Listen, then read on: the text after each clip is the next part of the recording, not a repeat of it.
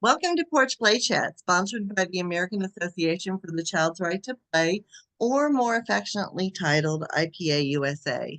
IPA USA is the USA affiliate of the International Play Association, which is a worldwide organization all focused on the child's right to play.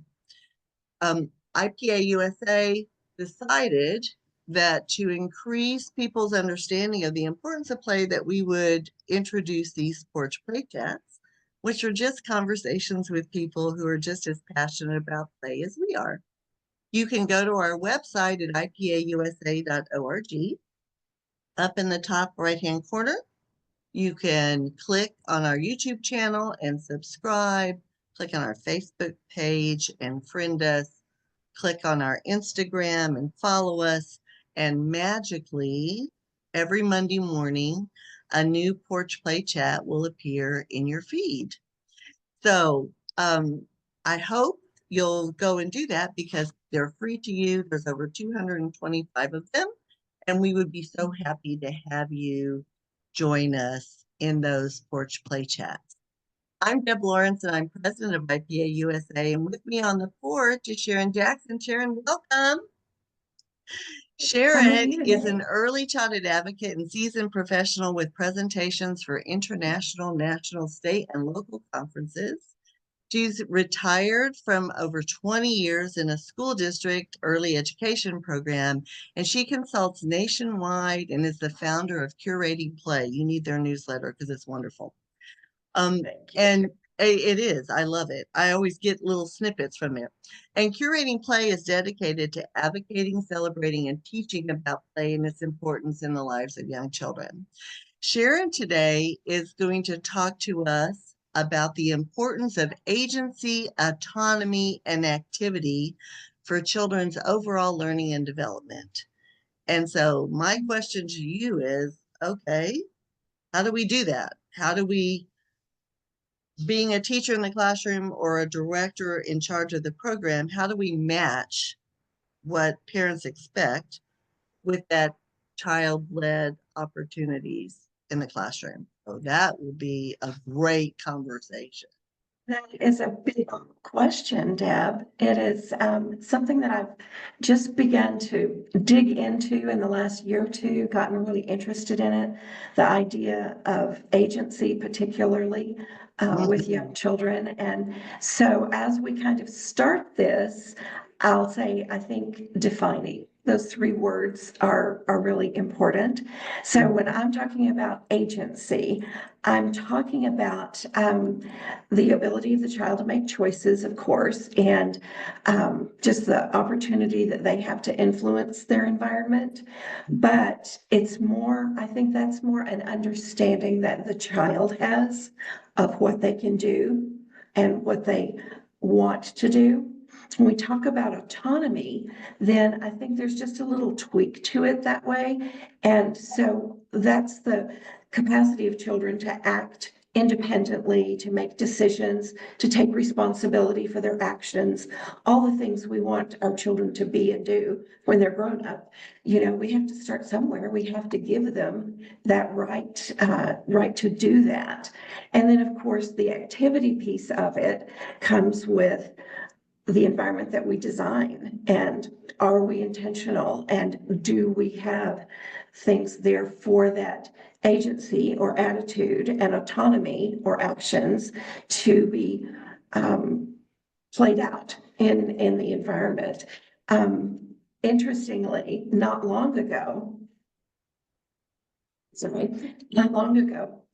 I watched the Porch Play Chat with you and Lisa and Sally Howie. And I was just going, oh my gosh, I wish I'd been there. I wish I'd been there. Because she talked about the 4 dimensions of play. You remember that one? An amazing that one. they get to play where they want, with who they want, with what they want, and how they want.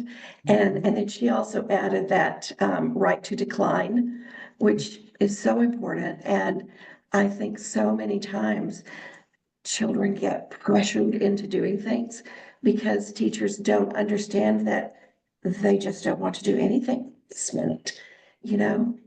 Oh, well, go And read they a should book. have that Well, how about if you come over here and do this? Those kind of things. But if we are going to give them agency and autonomy, then they have the right to decline the activity. And so I just think the whole thing is so fascinating, and that we have over time, and believe me, I was one of the best cut and paste, go to your center, sit down in circle time kindergarten teachers ever. But just as we know better, we do better, that kind of thing. I think that's the piece. Please know, if you're listening, every single one of us had a year-long curriculum planned. Everybody did the same theme every week. Children, we had much more teacher directed than child initiated. Please know that we have all done that. But as we grew in the profession and as we recognized that that wasn't working, and as we read more and went to conferences and listened to professional development opportunities, we began to realize how important play was, and that autonomy and agency with children. And so sometimes I still think we think that children need to do what we tell them to do. And in some cases, yes, they need to stop biting their friends, or they need to stop hitting each other, right? But we need to give them another choice, another replacement behavior is what we call it. Sure. So, so, but please know that we're not here talking about the importance of play because we've done it our entire professional lives. We grew. We did what we knew and what we thought was right and what we thought was best. And, children were not hurt in the process of doing a cut and paste Easter Bunny activity. However, were they allowed to enlarge their thinking? Were they allowed to create, things in their own mind and all of that? We just didn't really have a lot of place for them. And nobody knew, nobody really knew different. That's why all those wonderful alphabet books I can so clearly remember several that I had on my shelf. N is for nuts and N is for nails and that kind of thing. And I saw an article not long ago. In fact, it's in the January Curating Play newsletter. N is for no more letter of the week. So, I thought that was a great name for the article.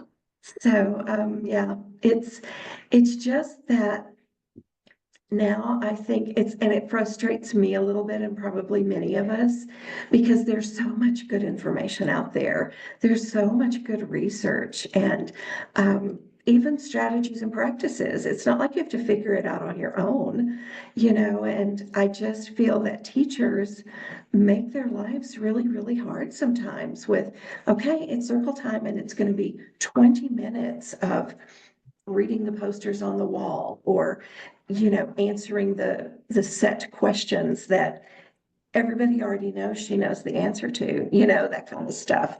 So much freedom is gained by teachers, I believe, when we gift that freedom to the children and to the environment in the classroom.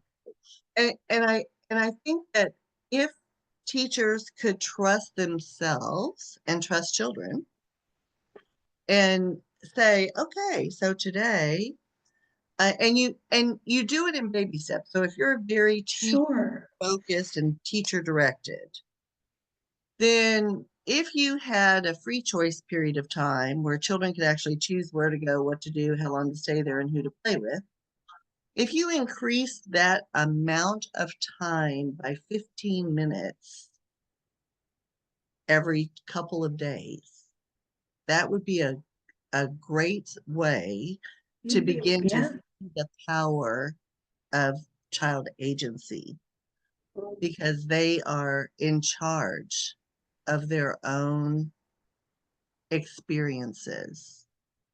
One of the biggest things, and I know because this was me, the beads and cubes stayed in the math center because they were the manipulatives. They could not be soup. But why couldn't they be soup? So that whole idea, Sally calls it cross-pollination. I love that so much because that's agency too. That's autonomy. That's that freedom of idea and, all those things. And so just being able to step back a little bit and say, okay, the roof's not going to fall in if I let that happen. Yeah. So it's just a way to relax and even get more out of your teaching experience by just sitting back and watching and Oh my seeing where God. it's going. That is the Yeah, most fun thing of teaching. When you absolutely. have an opportunity to see each child's development, and when you go, Mhm. "Goodness, they couldn't do that last week," it's so motivating for you, and it's really motivating for the child because they just feel so accomplished. And instead of them feeling like, oh, that's too hard, or I can't do that, or I don't know how to do that, they are doing things that they're ready to do when they're able to have that freedom of play. And I just think that's the most beautiful, respectful thing teachers can do with children, is to let children guide, not teachers guide, right? Children will show you exactly where they are if you give them the opportunity to play. And Peter Gray has that great quote, play is where children are in control of their own life. It's really the only place where they're in control of their own life. I love that quote. And just to give them when I say gift, it sounds like they maybe have to deserve it or something, which I don't even like that word deserve for any reason. But it's just that when you can step back, like you said, trust them and trust yourself, that you're going to be able to handle whatever comes up because it may be noisy. And, depending on the environment you're in, if you're in the middle of an elementary school, then somebody's probably going to notice the noise and come to investigate. And then you show them all the learning that's going on, that kind of thing. If you're in your own standalone center, then you can just revel in all of that great noise and laughter and even conflict, because that's so educating for children to go through, the well, whole conflict process and figure that out. when I was a director, I would say to teachers, but to parents, one of the things that the most important thing you can do when choosing your child care program or your early education program is to listen. Whose voices do you hear? Children's voices or teachers' voices? Absolutely. Hear children's voices. Mhm. Children engaged in conversation, children engaged in play, children engaged, and they should be happy noises, not frustrated noises. And so I would always say to parents, and then when I was the director of a child care resource and referral agency, parents would say, I know you have that little checklist. And I said, yes. And the most important thing on that checklist is listen. What voices are you hearing? Um, and and that will be your key to whether or not this is the right place for your child. Because if you, Even add one more thing is that you yeah, listen, but you also look. And if everything on the walls looks alike, then you got to question that because there's no agency or autonomy. If everybody's white penguin with black wings and an orange beak is on the wall looking just alike. just So, the, just the same. So all of those things as teachers, if you're listening to this, or as a director, if you're mhm, listening to this, is that you should take fresh eyes and look in your program.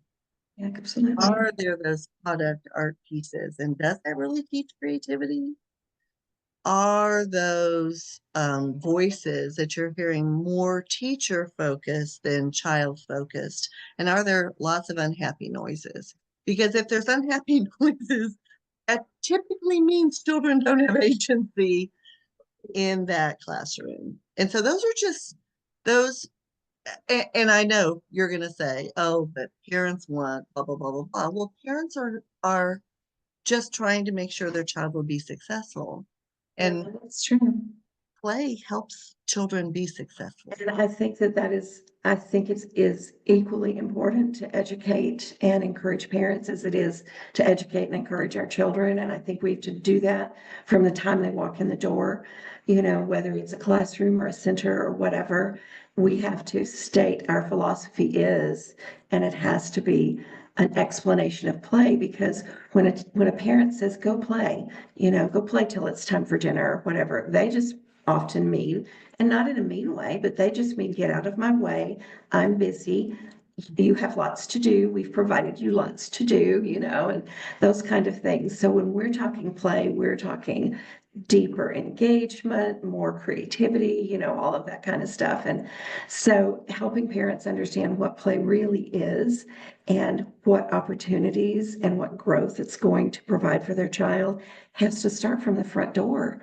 And that philosophy has to be clear in the handbook and whatever, it has to be on the parent board. It has to be lots of places, because we see, especially in a center, we see parents at the two most rushed, stressed times of day. It's not time for them to learn when they're walking in and out, picking up a baby, picking up their child, or when they're getting somebody off the bus, those kind of things. So we've got to keep it in front of them all the time in the newsletters and the mail outs and everything. And there's so many people that have good stuff.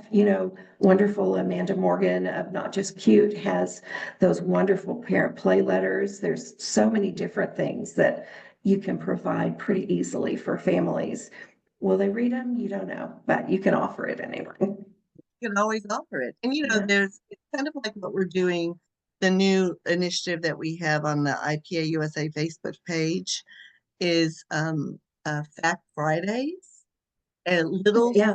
snippets, the little purple and green things, little snippets that Lindsay Chelsky is doing for us, little snippets of facts about the importance of play that you could just put in your newsletter or throw. Totally stealing that. That's great. I know. So Lindsay had the idea, and I said, run with it.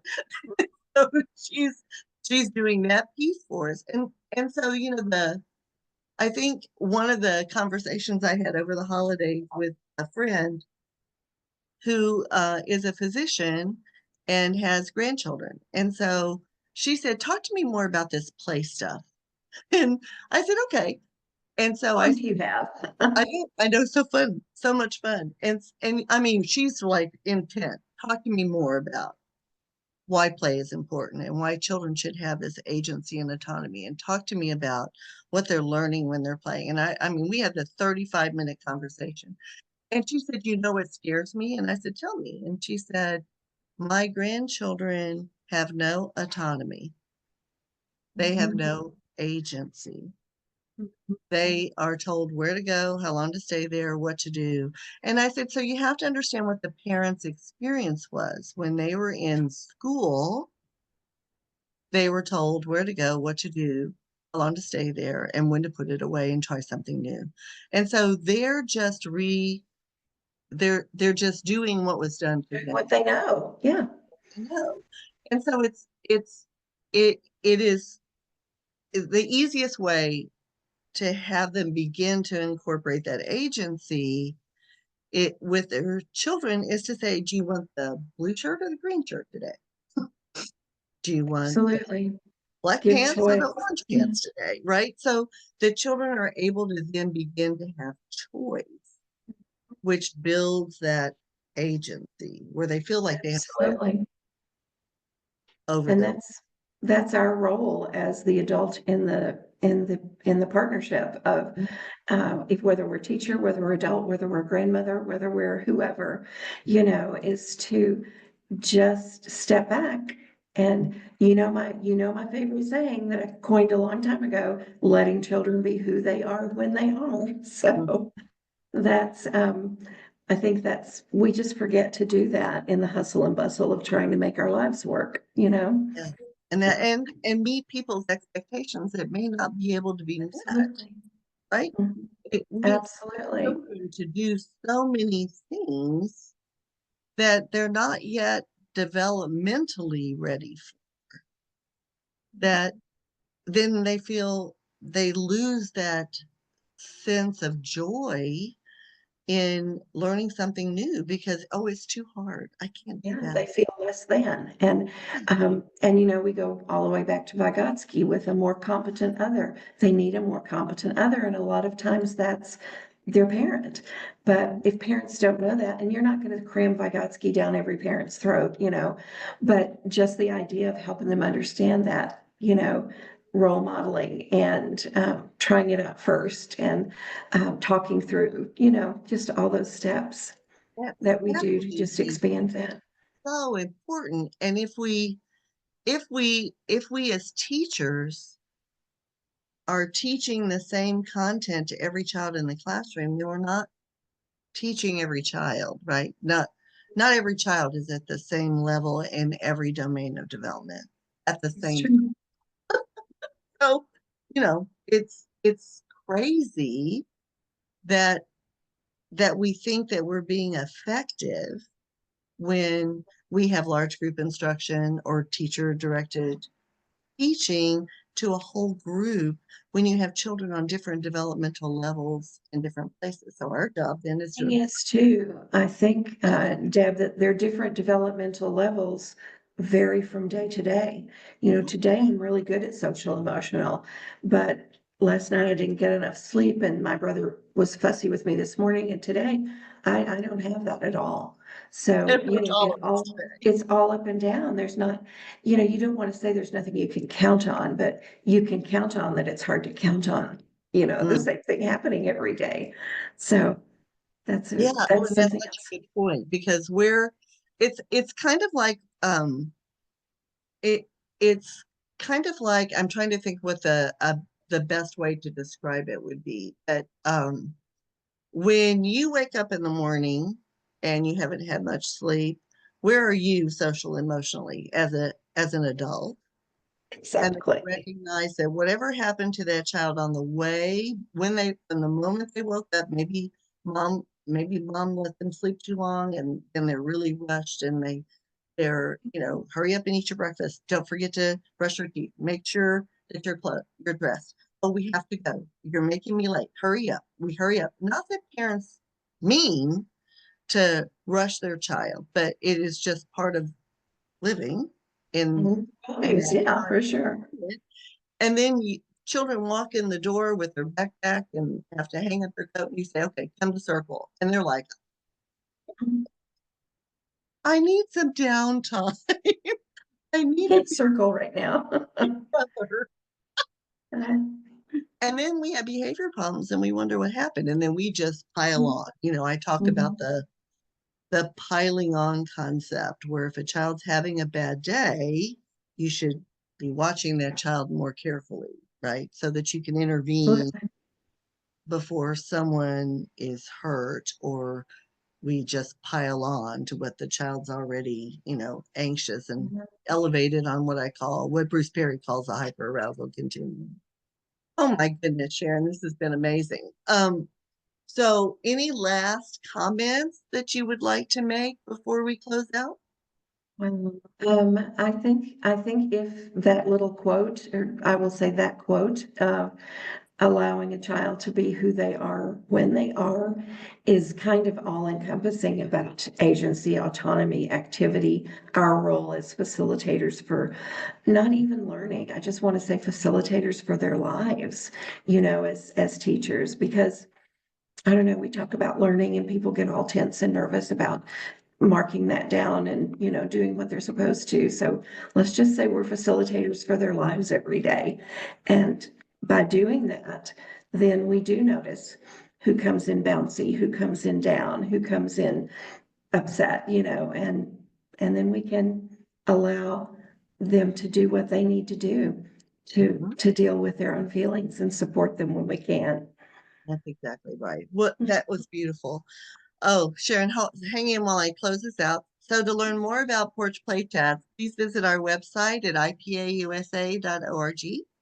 And until next time, keep on playing. Of course. Bye. Thank you, Deb. You're welcome.